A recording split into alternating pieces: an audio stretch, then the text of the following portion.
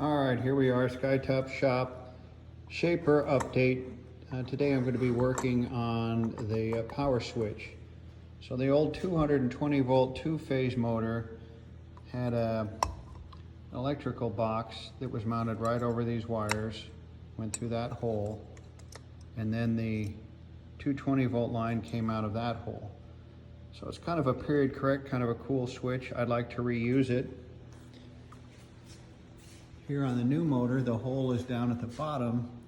So what I'd really like to do is mount this switch like this, and then have the wire coming out of the bottom of the box. However, of course, the hole doesn't line up, so I'll just punch a new hole. The problem is that the electrical box that was made back in the day is not the same size as a modern day box.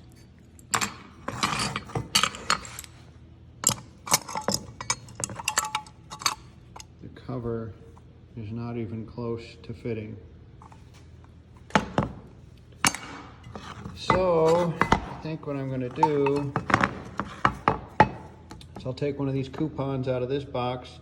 I'll weld this hole up. As a matter of fact, I'll weld up all the holes, and then I'll use a knockout set, and I'll punch a hole in this box down low where it would need to be to mount on the motor, like so, and then we should be good to go.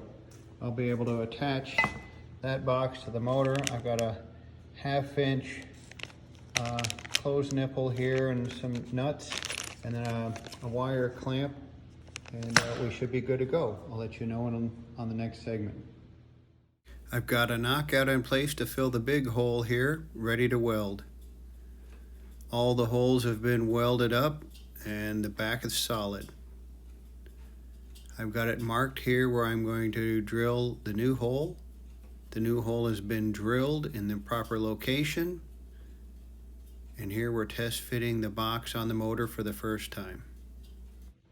So quick video update.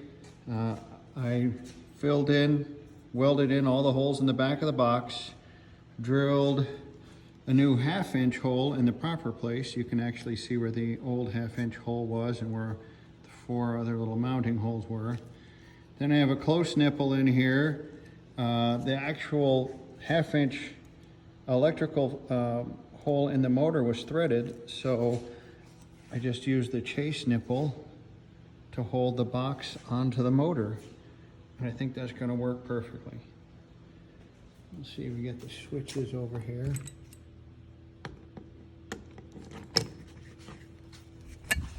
Take the old switch,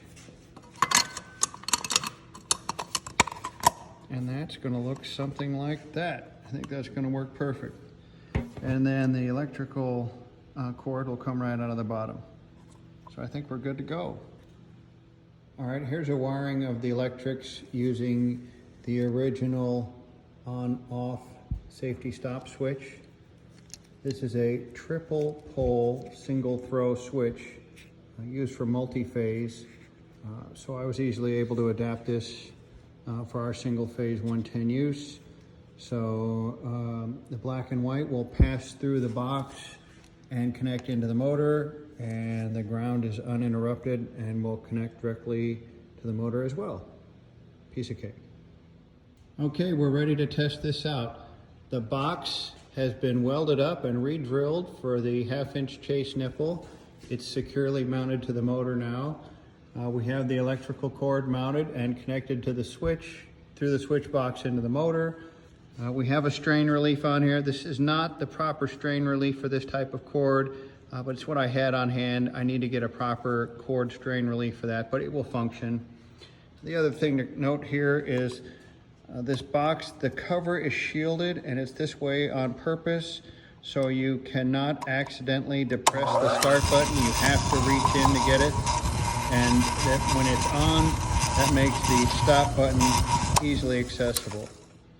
So in any case, you can certainly see that the motor starts up and runs and operates perfectly. So this part of the repower is done. Now we're getting close to just taking it all apart and refinishing it. All is good. Just discovered that these buttons vibrate tremendously. If I put my finger on them, you can hear.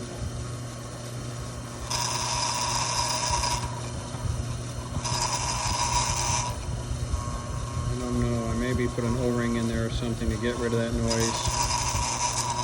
I think that's going to drive me crazy.